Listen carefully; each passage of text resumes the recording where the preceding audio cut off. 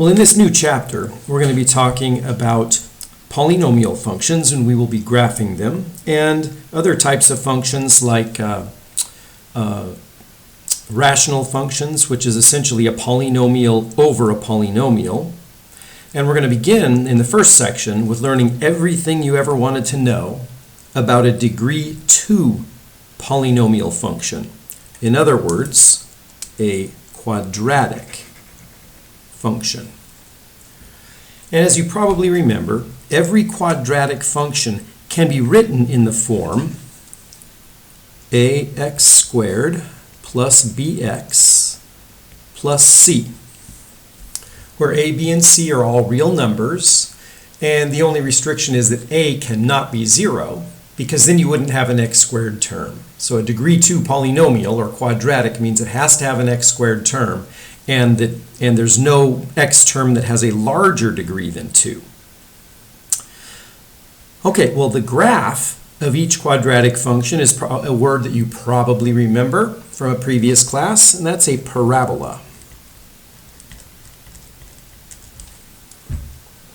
And I've got a couple of pictures of parabolas down here. It's got the function. It says y instead of f of x, but you can see that this function right here is exactly this form. The a is the coefficient of the x squared term. A is 2, b is 4, and c is 5. And this is the parabola. And then this one over here is also a parabola, and this is because this is a quadratic. We've got a being negative 2, b is a 12, and c is a negative 18. And we're going to look at right now, one of them opens, this is called opening upward. This is like a cup that could hold water. It opens upward, and then this one is downward. You couldn't hold any water inside this one. This one opens downward, and notice the reason that is all because of the coefficient of the x squared.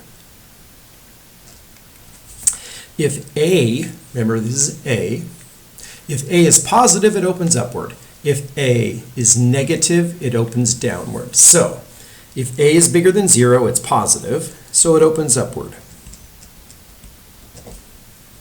And, a real simple one to think of, you probably all now know what the graph of x squared looks like. It's probably ingrained in your head, and sure enough, it opens upward. But when you put a negative sign in front of it, it opens downward. So if a is less than 0, the parabola opens downward. So notice here the a is a 1, and in this one the a would be a negative 1. Okay, so I'll define these a little bit more, these two terms, a little bit more in the next video, but we'll be talking about it all through this section and maybe even throughout the chapter. But let's define what these terms mean. At least look at these two for example.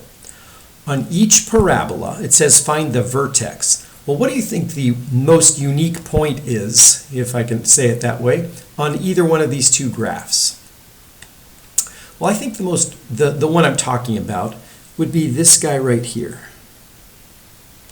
That point is the vertex of this parabola. From here, if you go left or right, it's going upward. Okay, so this is the lowest possible point on the graph. That's the vertex. And when it opens downward, that point is the vertex. So if you go from x equals, 3, if you go to the left or you go to the right, the y value is going downward. So this is the maximum value on the graph. Maximum value of the function. So those 2 points, let me maybe label it on one of them. I'll label it on both. Okay, and then we've got an axis of symmetry. Notice these are mirror images. If you were to fold the graph over, and I'm going to notice this vertical line. If you fold it over on that line, this point would end up over on this point, and it would match perfectly. This vertical line is the axis of symmetry. So if you're asked for the axis of symmetry, you don't just say the number 3. It's not a number, it's a vertical line. And in this case, it happens to be x equals 3. That's the vertical line. I'll even remind ourselves. Vertical line with equation x equals 3. And over here, the axis of symmetry, it always goes through the vertex. You'll notice that. That's the axis of symmetry. Notice that's at -1. And let me write that. X equals -1. And let me label the vertex. This ordered pair is -1, 3. And this vertex over here is 1, 2, 3, 0. And you will notice that when you're asked for the axis of symmetry, as long as you know the vertex, you wouldn't even have to look at the graph. Because notice that the vertex is 3, 0. The x value is 3. That means x equals 3 is the axis of symmetry. And over here, the vertex is -1, 3. Well, the x value is -1, so the vertical line is the line x equals -1. Okay, well, let's look, before we look at graphing parabolas, the quadratic equations that look like this and this, let's take a look at the standard form for a quadratic function. It's actually slightly easier to graph when you have it in this form right here. A times x minus h squared plus k. Now you might remember that h and k were also used in the previous chapter in the equation of circles, but this is clearly a different meaning in this case. So a times x minus h squared plus k. If you have it in this form, what would happen if you multiplied this out? You'd get, well, you'd FOIL this out first and get x squared minus 2xh plus h squared, and then you'd multiply that all by a, and your first term would be ax squared. Similar to this, ax squared. So the a is a very important coefficient in both of these equations. All right, well, first let's go back to our transformations of functions. I'm going to try to figure out how I could get the vertex of this, of an equation in this form. Well, let's first compare it to the graph of g of x equals ax squared. Well, we know what x squared looks like. That's the parabola. It looks something like this. That's x squared.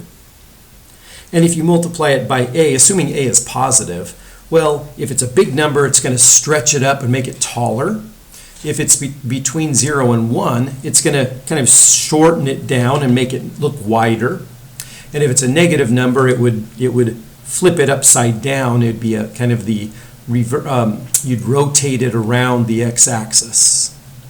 But let's just say that for now a is a 1. So the graph would look something like this. Well, how would you get this graph from this graph? Well, remember that x value, well, let's do this part first. What happens when you take a function and you add something to the end of it? If you add k to the end of it, it shifts it upward, k units. And then what did we do? X is being squared here. But in this one, we did x minus h, so we replaced x with x minus h. So assuming h is a positive number, that's shifting it to the right h and up k. So it could be something like this. To the right h and then up k. So the graph would look like this. And this point right here is h comma k, which is what the vertex is when you have a quadratic in this form.